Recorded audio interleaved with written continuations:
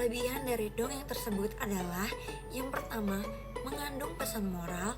Cerita ini mengajarkan kecerdikan dan bagaimana berpikir tenang saat menghadapi masalah. Yang kedua, sederhana dan mudah diikuti.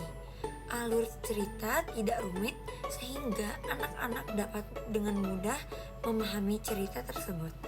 Yang ketiga, karakter menarik.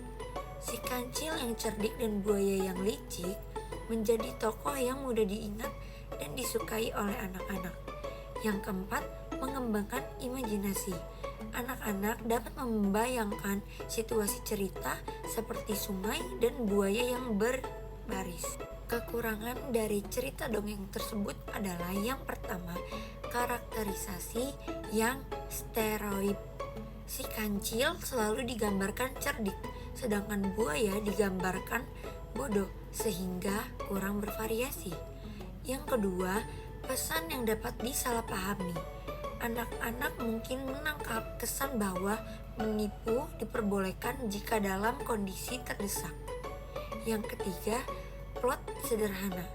Tidak banyak konflik tambahan sehingga bagi sebagian anak cerita terkesan terlalu singkat. Kelebihan penggunaan karya sastra bahasa di SD. 1. Melatih keterampilan bahasa.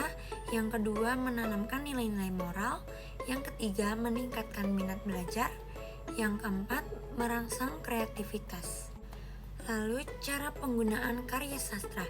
Yang pertama, membacakan cerita. Yang kedua, diskusi isi cerita. Yang ketiga, kegiatan menulis kreatif. Dan yang keempat, drama atau bermain peran. Yang terakhir, menggambarkan dan membuat media visual. Tantangan dan solusi.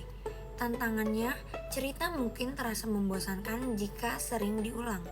Solusinya, guru dapat memilih cerita yang berbeda-beda atau menggunakan sudut pandang cerita, misalnya dari sudut pandang buaya.